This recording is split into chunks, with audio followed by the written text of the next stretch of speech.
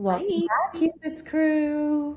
Hi. Benny's been super needy lately, as you can Hey. see. I think because with me moving, he sees like all the boxes and maybe he's getting like triggered and thinks he's leaving too. I mean, he's leaving with me obviously, but he's been very needy, right, baby? But it's okay. Just be a little figure here in our chat today. Well, is there a dog in the movie that we're talking about today? I don't think so. No, but there's a tarantula. Oh my gosh, yes. I hope that gives it away to folks immediately. Paul and I thought for this week's episode, since the World Cup is officially underway and the U.S. is going crazy with having all the teams hosted here, we thought none other than the perfect, iconic rom-com to talk about this week was Paula. She's the man, which is actually very timely right now because Amanda Bynes just posted on LinkedIn that something exciting's coming.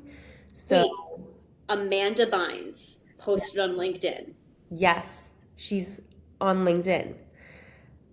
So many questions. If you just Google Amanda Bynes LinkedIn, it says that she is a student at Los Angeles College of Aesthetics. Okay.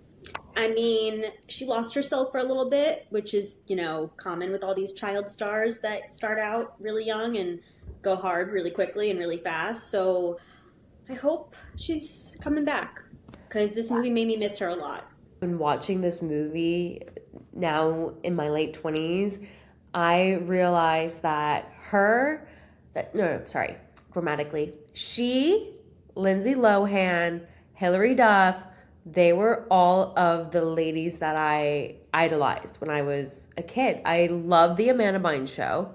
I loved everything that Lindsay Lohan, and I still love everything that Lindsay Lohan is in.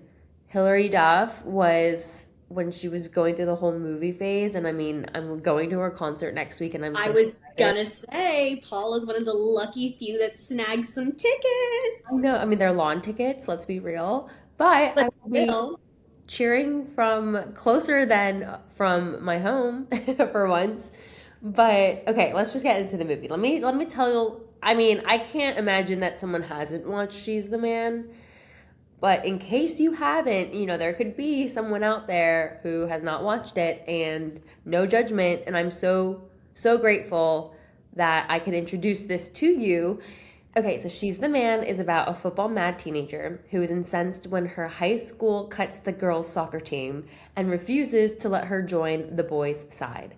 She disguises herself as a boy and takes her twin brother's place at his all male prep school. And the movie starts to unfold with a lot of comical scenes, but also some romance. And the actors in the movie were Amanda Bynes, the main character, of course, Channing Tatum, Laura Ramsey, Alexandra Breckenridge, and Robert Hoffman were just some of the few stars. And can I just say before we get into it, Missy, I'm so glad that this movie was what really started to help some of those actors that we see in the film, rise to stardom. I'm happy you said that because right off the bat, I have a spill of popcorn. In 2018, Amanda Bynes was interviewed by Paper Magazine, and she fought for Channing Tatum to be the lead in this role. Oh, According to like production and everything, they weren't going to go with him. He also was 25 at the time, and she was 19, so there's a little bit of an age gap. But she was like, "It doesn't matter. He's going to be a star. Like, put him in this." And I really strongly feel that this movie really launched him as like the teen heartthrob in all the movies, like Step Up and everything else. And so thank you, Amanda Bynes, for sticking to your guns, and I'm sure Channing Tatum thanks you very much as well. yes, yes. I mean, I think Channing Tatum says in a lot of his interviews when he's asked about She's the Man, just, it was the movie that really made him who he is today, Yeah. which I'm, again, very thankful for. But also, Alexandra Breckenridge is in Virgin River, which I don't know if you've ever watched that, but it's on Netflix, and it's a very cute, sort of a Hallmark. It's, how Netflix has a couple of Hallmark-esque shows Yes. and movies. It's a very Hallmark-esque Netflix owned TV show, but I have been watching it for every season that it's been out, and I love it. She's the main character in it, and I think she's. Realized that she was the main character in that. I only noticed Chad Michael Murray and Luke Danes, which is not his real actor name, but you know who I mean. Oh my gosh, yeah, yeah. But I love this movie. I know that you mentioned in our side comments that it was hard for you to get through. And I think I can relate. It's definitely a movie that I don't know if it aged necessarily well. I agree. I don't think it aged well at all. And that's a lot of the critiques that we've seen online, especially with the culture evolving that it has today, with people being more accepting and gender fluidity. It just didn't age well in that sense. I want to say too, this movie came out in 2006, so it's its 20-year anniversary. And I think in the 20 years, a lot has changed. And so I love this movie, don't get me wrong. I like it as a good feel good. I'm gonna watch it in the background while I'm like eating or doing something. Like, it's not like a movie I hate and would never rewatch again. It Right. just, I think as an adult, it was kind of cringe seeing some of the moments. And I think because I'm not in high school or I'm not a teenager anymore, I can't relate as much to it. So I don't think it's cute and, funny, if that makes sense. Yeah, no, it's definitely a movie where I think if you, especially now, like you said, in 2026, where so much has changed in society too, of what we expect to see on the screen, I think it's definitely a movie that makes you realize, oh, this is not the time that we're in right now. Yeah. But then do you agree with the Rotten Tomato score of 45% then? I do and I don't, based on our conversation that we had about what goes into a Rotten Tomatoes score on originality. You Yeah. said that goes into a tomato score.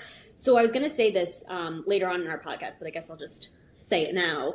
We've talked a lot about how Shakespeare has inspired a lot of these rom-coms. I think we said with 10 Things I Hate About You, Anyone But You. Wow, there's a lot of yous in these in these Yes. titles. And in the beginning of She's the Man, it says this movie was based on Twelfth Night, the play.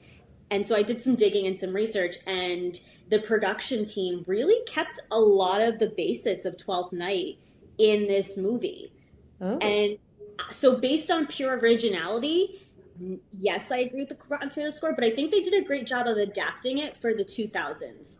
So Twelfth Night is based off of two siblings who get shipwrecked, and they both are twins. They look alike, and one of them Viola disguises herself and falls for another person. I don't think it's Duke. There's something with an Olivia, but all of the main characters' names are all kept the same, just it's the plot that's switched up a little bit. I mean, yes, the basis of Viola being disguised as Sebastian is the same, but there's a bunch of other subplots from Twelfth Night that aren't mentioned in this movie. But like I said, Duke Orsino is the main character, Viola, Sebastian. Illyria is actually the name of the school, but it's also where the ship gets wrecked. And then Cornwall, the other school, is where Viola and Sebastian grew up, like their country. So there's a lot of nods to the original movie. And Paul Antonio, the hairdresser, Antonio is the name of the ship captain. Cesario's, the pizza place, is the name of, I forget what it was. I think it's the name of the guy who Viola actually disguises herself as. She doesn't disguise herself as Sebastian. She renames herself Cesario in the play. Okay. So there's so many nods to the actual original Shakespeare play, which a lot of people had some beef with, saying that they really don't think it should have been, they shouldn't have included based on. But I really liked the modern take. It's almost like, I don't know if you've seen Anne Juliet on Broadway. No, I have not, but I know it has really good reviews. I got to see it on Broadway, and I loved the way that they modernized the Anne Juliet into the 2000s songs and really made it more hip-hoppy and awesome. So I really appreciated the She's the Man Shakespeare take and think that the producers really did a great job. Do I think Shakespeare would be proud and understand it? Probably not. But anyway, that was my tangent on the whole originality, agreeing with the Rotten Tomatoes scores or not. Ooh, I love all the little fun facts and spill the popcorn beans. But I think, to your point, the fact that probably why it's gotten such a good reviews, because our theory, Missy, which if it's rooted in Shakespeare, it's going to do well. Yeah. And it was a good movie, I have to say. I did like it. I did enjoy it growing up. I thought it was hilarious and funny, but like I said, as an adult now, there are just so many things that were like, how did she not get busted so many times for not being her brother? I know. That's so funny that you bring that up because I have a spill with the popcorn for you, and they originally wanted Jesse McCartney to play Sebastian because they thought that they looked alike. I see that, and probably closer in height because Amanda Bynes is significantly shorter than her brother in the movie. Yeah, but they don't look alike at all. Amanda Bynes as a boy is so distinct, and you Yeah. can tell she has a lot of girly features that make her not look like a guy. I think for this movie at the time, they did the bare minimum of what they thought they needed to make her a man. Whereas now, I think with the evolution of cross dressing and, the theater department and everything, there's so many more ways to disguise yourself as the opposite sex. And so if this movie was remade today, possibly it could be better. Maybe it'll be taken in a different direction. I don't think it would maybe be appropriate for it to be remade today Yeah. unless it was in the right hands of the people creating it. But yeah, I thought she looked exactly the same, just had short hair. Yes, yes, yes. She's got a lot of girly features, which makes sense. I mean, the long lashes and everything, I think that it just gave it away. But I liked her being able to play both and getting away with it. I think that was really the part of the movie that made it so great was because again, she's getting to play a guy in this all guys soccer team and everything and getting away with it, and that brings a lot of the comical moments. But I thought that another great scene that stands out to me is when she starts to introduce a lot of those girly things, like the tampon scene, obviously. And then this movie's actually very ahead of its time, I think, for how feminist it was. I mean, it really is a girl. Do you think it's a girl's movie? It's for, a girl's night with your friends and Yes. at a sleepover.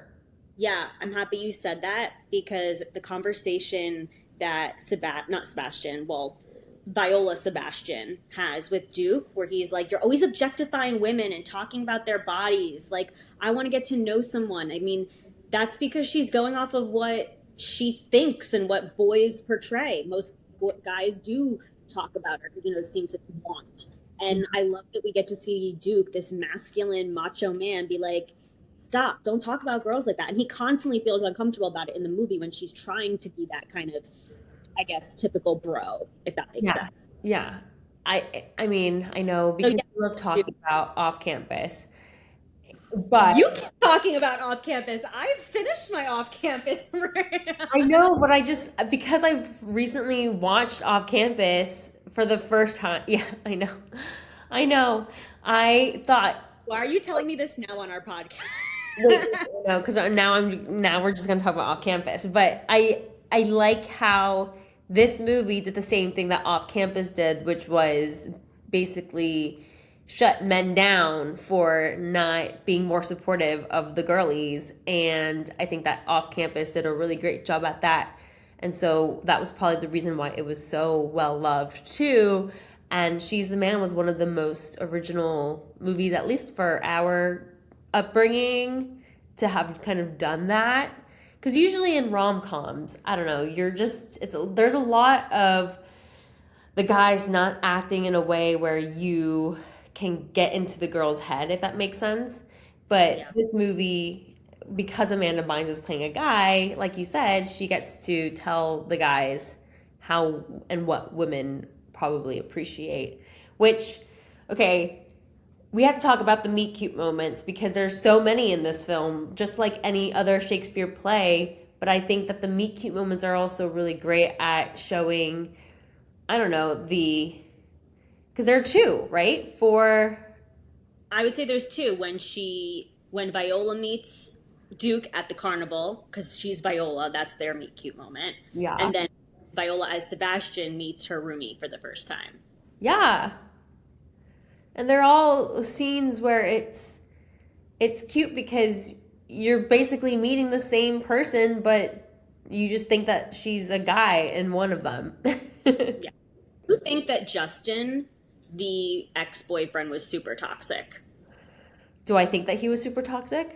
No, I'm just saying. I think Channing Tatum, his character Duke, and the other guys on the soccer team, who you would expect to be toxic.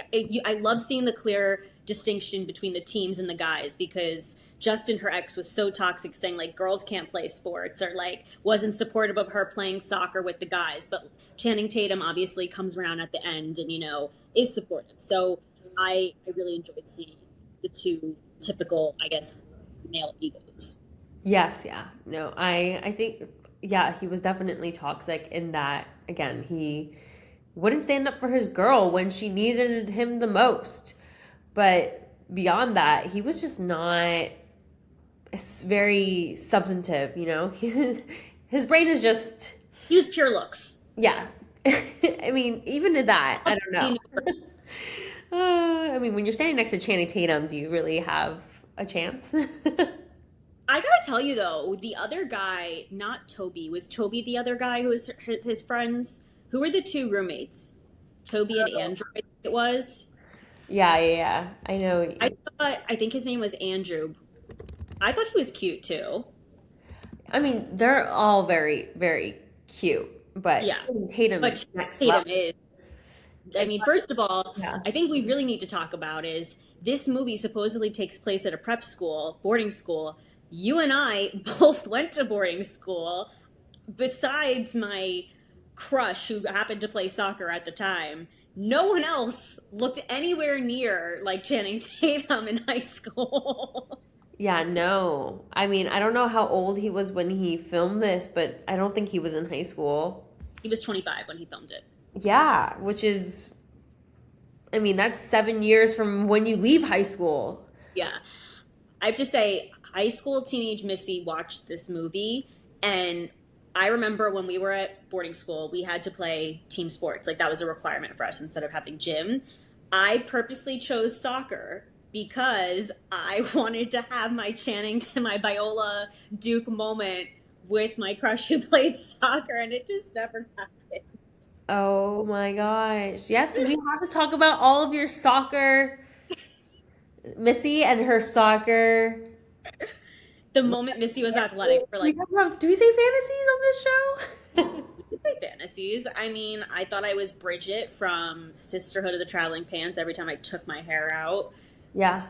So, yeah, that's a fantasy. And I always imagined that on Petty Day, when I scored the winning goal, which never happened, my soccer crush would come up to me and hold me like at the end of this movie.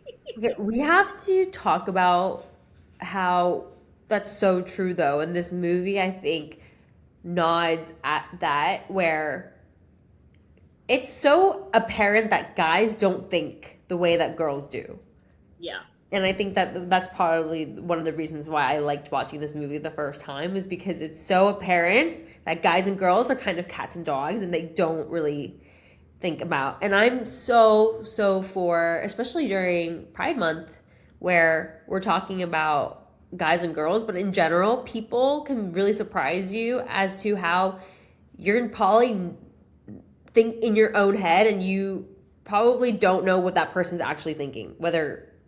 Well, I think that's why you and I kind of said it didn't age well, and why I think Channing Tatum's character showing all of this femininity with his character when they're alone is such a big deal. As kids, when we were watching this, teens, I should say, it's like, oh my God, yeah, clearly they got it right. We're so different. Boys are from Venus and girls are from Mars, or whatever the saying is. But now, as young adults and in the real world, we're not in this pre-structured setting. We're in the world where people can be who they want to be. Yes, there's assholes out there who judge everyone and are rude, but genuinely, guys can wear skirts, girls can be masculine, can play sports. You know what I mean? Like, it's pretty open. So I think that's why this movie was so cringe for me now as an adult, because the typical things that they were using to distinct the two genders, I don't think distinct them anymore.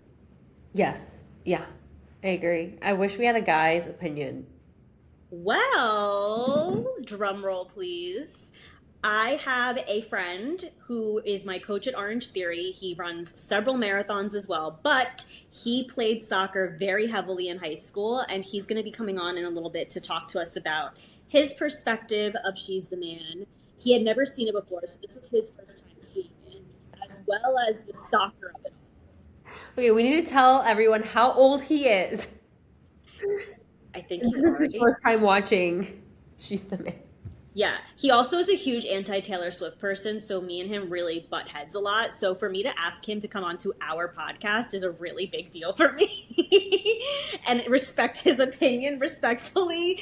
So I'm very excited for him to come on and talk to us about it, and I think it'll be a really great conversation. I'm very excited to hear what your guy friend has to say about the movie because it sounds as if he's a dude. But let us know if you've loved watching She's the Man recently. If so, do you agree with what we said today? And stick around for Missy's friend to hear what a dude has to say. Hey, Cupid's crew. We have a guest today, none other than Chris.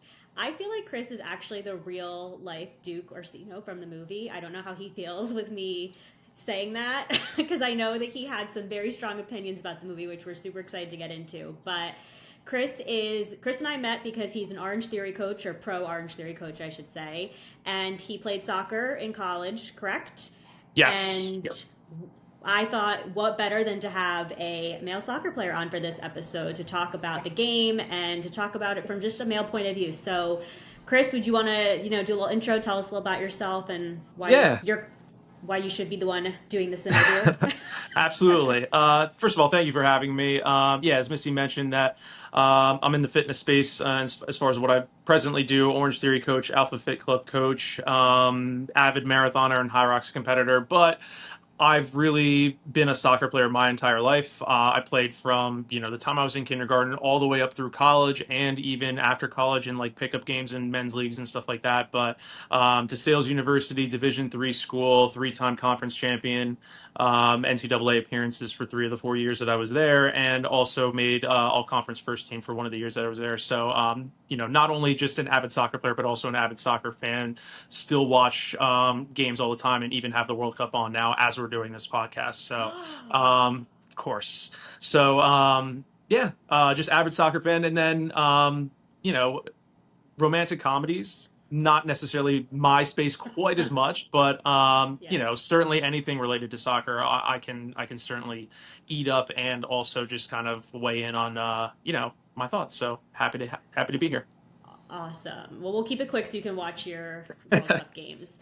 First and foremost, Chris has never seen She's the Man. I know I mentioned that earlier on in our podcast discussion, friends. So his opinion is going to be very raw and unfiltered, I hope. I saw it in preparation for this. So I'd never seen it before. We had touched base about actually coming onto the podcast. But then once we were able to hammer out the details, I did make a point to watch it. So for whatever it's worth, just know I've seen it one time. Well, that's the point I'm trying to make. So Paul and I usually have seen some of these rom-coms like several times, and then we just rewatch them for the sake of the episode to have it fresh in our mind. But you've actually never seen this, and Paul and I mentioned how watching it now as adults versus when we watched it as teenagers was a lot different. And so when you told me that you said this was a terrible movie, I believe was your exact words, I kind of understood where you were coming from. Paul and I talked about how it was very cringe to watch as an adult now versus as a teenager. So give us the tea. Tell us why you thought it was a terrible movie. Well, first of all, let's be honest. I'm not exactly the target demographic. Even when this movie first came out, I think it came out in 2006, if I'm not mistaken.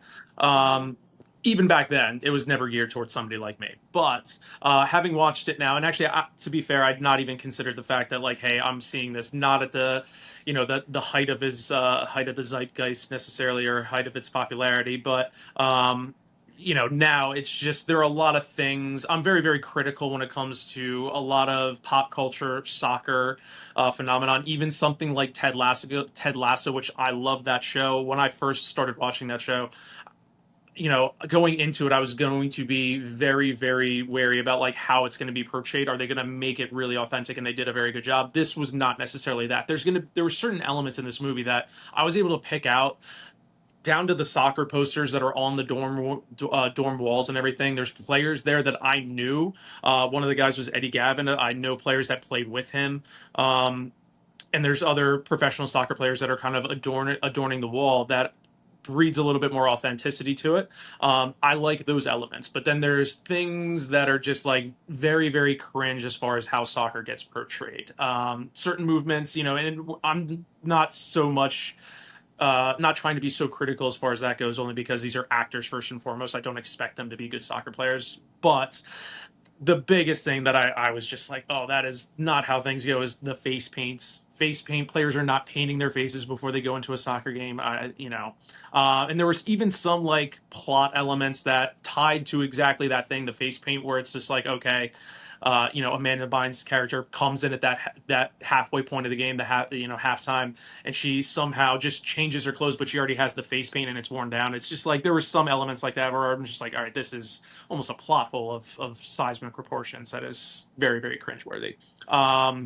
We can go into more elements as far as like the gender roles and everything like that, and there were certain aspects of the plot I think that were very, very applicable to nowadays as far as gender equality and all that kind of stuff. But and I have some opinions on that. But as far as the movie itself, there were just elements that are good, elements that I thought were very cringe. But taking into account that this is now a 20-year-old movie, which is crazy to think about, it's never going to be, have the longevity of some of these other timeless movies that are kind of around. Yeah. Paul and I discussed that we thought that, this movie did not age well. If it came out now, it would not work out, especially with all the strides that we've made in the gender sexuality space. I think the way that they divide the two genders is just very typical, and some of the things that they do is just not appropriate for today's day and age. But Paul and I, our biggest question coming to you from a soccer person is, do you know that big move that she keeps working on with Channing Tatum?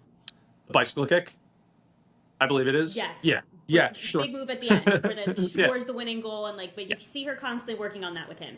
Yeah. Is that a real thing? How easy is that to accomplish? It is a real soccer thing. The thing is that, and I'm glad you brought that up, is that a bicycle kick typically happens in the sense in a real game, and it does happen. There are some fantastic goals that are scored in that way, but it's generally speaking from like a cross that comes in, and this is like the only way that somebody can actually reach this ball. Maybe it's a little bit further back behind them, so they have to almost launch themselves into the air and then swing their leg up overhead to try and get there. The way that she goes about it, almost like she sets up herself to do this kick, nobody ever does that, ever. That's the biggest thing. So yeah, people can practice that move, and it's something that you kind of just do on the side. It's never really the main focus of your training, just because nobody really does these kicks. They're very few and far between. You might go for 4 or 5 months and you don't even see an attempt at a bicycle kick. It's really just improvisational in a real game when the ball just happens to fall, and that's the easiest way to actually get to it. But as kids growing up, we practiced that all the time just because it was fun to do. It's very acrobatic. It's something challenging, but you never really end up doing it in a game. So it's not a typical thing to kind of see in a game, and then it's even less typical. I've never even seen anybody in a game set themselves up for their own bicycle kick in the way that she does. Based on what you're saying, and I think Paul and I were right with inferring this, we thought it was pretty much cinematic, just for the sake of the movie. 100%. Clearly not a real soccer thing. Yep. Well, I mean, yes, it's a real soccer thing, but not in the sense but of how it not in the context. Yeah. Correct. Another question we wanted to ask you is, we saw that, where we did some research, that Amanda Bynes and Channing Tatum did like 2 weeks of an intense soccer camp to prepare for this role. Do you think that paid off? Would you have wanted to see stunt doubles for some of these, or because it wasn't such a heavy soccer movie, you were kind of okay with it not being too, I guess, portrayed not so accurately? Yeah, like I kind of mentioned before, I'm not going to be overly critical as far as that goes, especially for the who this movie's really geared towards. They might not necessarily pick up on a lot of those finer points and finer details as much as somebody who's inundated with soccer like I am would be. And not to mention 2 weeks, that's a relatively long time to be preparing for something so physical. And I know other, action movies and stuff like that are kind of martial arts based, people do similar things. 2 weeks is a long time, but soccer is so fine-tuned and specific to where it's very tough to make like a tremendous amount of progress doing that. I always relate soccer back to other sports where you can see people in their like late teens and early 20s pick up basketball or football, and just they have so many physical tools and gifts that they're able to really excel and become professional athletes. Soccer isn't that sport. Literally, you have to be an elite soccer player, you have to have played for such a long period of time because of the skill level that's involved. So it's not something that somebody's really going to pick up in 2 weeks. So it's always a tough ask to do it. Certainly behooves them to try and get acclimated as best they can. But, I'm not going to be overly critical about somebody that's, especially putting in 2 weeks worth of work and maybe it just doesn't look like they did so. It's a very tough thing to grasp. I don't know if you noticed this, but I noticed that in many of the practice scenes, they weren't wearing shin guards. Is that what they're called? Shin guards? Yeah. Um, Or it looked that's like they another weren't wearing shin guards. Like, that's like honestly not that atypical. I know like this is a lot down to like the schools and club teams that you might play for. They might, liability wise mandate that you do it. But I know my club team, we never really wore shin guards in practice. oh, It was just easier to play without them. It was less prohibitive, and it was just easier to just kind of play and just like put your shoes on and play. I know in high school we had to wear them just as like a liability thing. So that's another I was thing. And I gonna know this is in the say. high school the high school context. I would think that the school would probably stipulate that they would have to wear them, but that's honestly not that atypical. Interesting, because I was like red flag automatically. I was like, this is so not real because clearly they're not wearing proper gear, and also they are supposed to be portraying high school kids. So you would think Right. there would be a little bit more safety as a concern to be portraying, like when people are Correct. riding bikes in movies and shows, they're supposed to be wearing helmets. But Yep. what Yeah. are you gonna do? Yeah. I know you mentioned you had some opinions on the gender side of this, Yeah. and especially being in the fitness industry, you do a lot of different things. How did you feel about the whole plot of girls can't play like boys and boys can't play like girls? I mean, we talked about this, Paul and I, from just Mhm. our perspective, but since you're very much in the fitness space and played soccer, we'd love to hear how you interpret Yeah. this. Well, and actually, even going back to my time in college, I was a sport management major, and one of the early sort of introductory classes that we had was like philosophy and history of sport. And one of the things that we touched on was gender, roles and stereotypes and how gender plays a part. And there's something called an overlapping lines theory where, you can take your top achievers in male sports. And if there's a women's sport like soccer that women play and there's not any kind of rule changes or differentiations or anything, your top performers in this female sport are going to be better than your average male performers. But because of just the physiological nature and how men's and women's bodies are just so different, the top male performers are pretty much always going to be more capable and better at the actual sport than most of the female competitors. There are professional women's soccer players that are just miles and miles and miles better than I could ever hope to be. Then we're talking about high school athletics where, it's not uncommon for somebody, if we take this at face value, Amanda Bynes' character, where she is one of the better female soccer players on the team, she can perform at a very comparable level to probably some of her male counterparts in the actual sport. That's a very believable scenario. I know there were club teams that I played on throughout my entire adolescent sporting career where we had maybe one female player that didn't go and play with the female teams because she was just that much better than a lot of her other female counterparts, and she felt a lot more comfortable and more at home. And we accepted it. It wasn't anything to kind of, I know in the movie, just for the sake of the plot, it kind of people turn their thumbs up at it or turn their noses up at it just because they don't want this girl infiltrating the men's game or whatever. But we never thought of it that way. We had a woman on our team or a girl on our team that was very much capable, and she was a regular starter, and she was like one of our teammates. We thought of it as such because she was that good. It's a little bit different if you're asking a woman to come into the men's side and she's just can't necessarily play at the same level. At that point, it becomes a little bit more problematic only because you want to maintain that level of meritocracy where they're not just coming over for the sake of these gender roles or these genderized statements, but more so just because they can hold their own. That's the Yeah. biggest thing. The one thing I and I can't remember when this actually came into fruition, but Title IX, if you have Title IX stipulates is that most, and I think it's more geared towards collegiate institutions, but also probably more high school athletics as well. This was a national law basically where you had to have the same amount of men's and women's or boys and girls sporting programs. So it's like if they had this thing happen at the one school where they didn't have enough girls going out for the girls soccer team, you would theoretically have to take away you would either have to run that program because you intended to run it, or you would have to take away a men's sport as well, just to make sure that they're even, that you have the same number of programs. So that was almost a little plot hole that I don't know if that was thought out, or maybe Title IX just didn't come into fruition later than I thought. I don't know, but Yeah, yeah, that's a and really good point. the whole idea of just like, a woman going out or girl going out for a guy's sport, I think people are a lot more open to it now. And ultimately, even back then, when, because this was coming out at a time when I was still playing, we had girls on our team, we didn't really think about it as long as they could play and hold up and not be a hindrance, which none of the girls that I played with ever really were.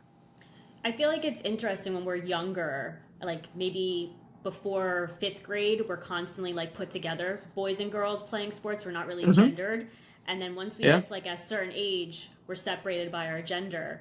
And that then Yeah. becomes the definition of how we can perform as an athlete. But do you think that Hmm. that has changed now with the modern times, or more accepting of, all the different people and things that are happening in the world today? Or do you think we I still see a lot of genderization?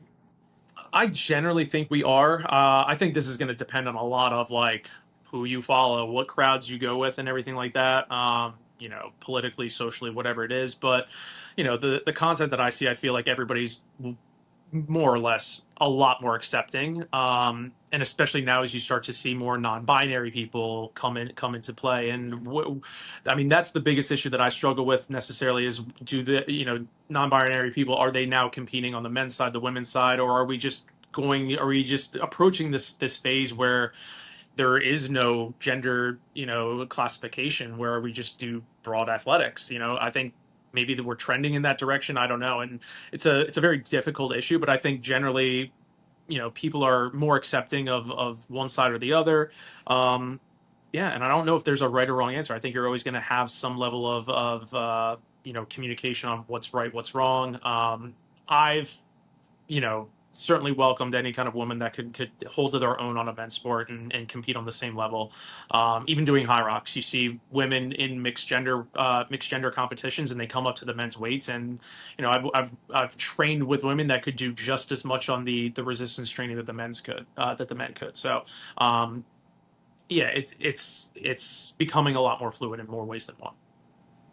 Totally. I also just with the World Cup going on right now, everyone's kind of obsessed with watching the games, and obviously the World Cup is a men's league. I mean, this is just goes to show you my lack of soccer knowledge. Is there a women's World Cup? Like, Yes.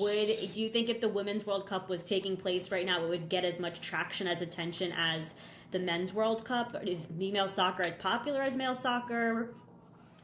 Considering how global the game is, I think this also depends a lot more on like what country you're from. US, typically, I feel like we get a lot more attention around the Women's World Cup in this country specifically, because our women's team is so highly competitive compared to the rest of the world. We're multiple times, Women's World Cup champions. We've won the World Cup so many times that we excel at it. And so it's easier for the general public to kind of wrap their arms around the Women's World Cup, because we do very well, and it's easier to kind of just maintain that high level of pride. There's a lot of interest in this World Cup, I think, specifically because it's on our home soil. You'll see a lot more of it. You'll see people kind of going to games and stuff because they have that ability to do so. The U.S. played on Friday. Their first game of the World Cup did exceptionally well. I think that's going to help move the meter a little bit more to where you'll see maybe a lot more eyeballs kind of on the U.S. game specifically. But yeah, Women's World Cup, I think, generates a lot more interest relative to the Men's World Cup as far as our country goes. On a global scale, the Men's World Cup is just, there's a lot more viewership, sponsorship dollars, TV revenue kind of thrown at it, just because it commands a lot more global attention than the Women's World Cup. But I think in this country, people gravitate towards anything patriotic or nationalistic where they can wrap their arms around the women's team a little bit more than they can the men's, because of the success level. Interesting. Love it. You should do a sports podcast. Well, maybe potentially. I don't know if I have the time to do it, but I'm certainly open to it I was to gonna say guessing. If, you're a if anything very opens up, I'm you're a I'm very open busy to it. man. Yeah. So last question to kind of close this out. I know that you said you didn't like this movie, but was there any part of the movie that you actually did like, or that you laughed at, that you would say, if someone asked you, "Oh, have you seen She's the Man? What was your favorite like part?" Or this was a good scene. Like, is there any part of it that you were like, "Yeah, I could get behind that," or were you just like, cringe? When is this over? Uh, no, there were redeeming qualities. I don't want to give the impression that it wasn't all good. Honestly, I love those. I pay attention to the small details when it comes to soccer. I spoke about Ted Lasso. There's so many little Easter eggs that don't even get mentioned, but if you just pay close enough attention, I notice them and I appreciate it so much. I love the soccer posters on the wall. Eddie Gavin, Didier Drogba, Frank Lampard. There were players that I could name and that I've watched growing up in that mid 2000s era that I identify with and that I watched. So I like those little touches. As far as like the plot goes and just some of the storylines, the cheekiest kind of thing, the funniest thing I thought was the tampon in the nose. I've actually seen that happen. I've seen like people like use that as like a mechanism to absorb blood in the nose before. It's not super common, but I'm like, oh, I've actually seen that happen before, and it is funny the way that they did it, where especially when they brought it up and then they reference it later in the movie. I always appreciate those kinds of like recurring jokes or something that comes back later within a film or a TV show. I like that. I feel like because they were in high school, that's why it was taken so far the way that it was. Whereas I feel like if we Yeah, were now like adults or maybe in college, more mature, a tampon isn't necessarily such a weird thing because you're in high school. You have to yeah. remember technically It's they not were it's in high not so school. taboo. So Yeah, yeah, exactly. yeah, But thank you so much for coming on today and talking to us about absolutely. soccer. She's the man. And I know you mentioned that when we do Bend It Like Beckham, you're all ears to come back. So we'll have you come back for that That's one. exactly. That's a movie that I actually watched relative, no, I wouldn't say religiously, but I like that one a lot. It's British based. I was a huge David Beckham fan growing up, and a lot of it centers around like Manchester United, which was my favorite team. So anytime you want to review that one, by all means, let me know. We definitely will. We're just not there yet, but we'll let you know. Cool. Thank you so much for coming. Cupid's Crew, let us know what you think about Chris's opinions, if you agree, what you want to see from the World Cup, who's your team, and keep us posted and keep engaging. Thanks so much for joining us.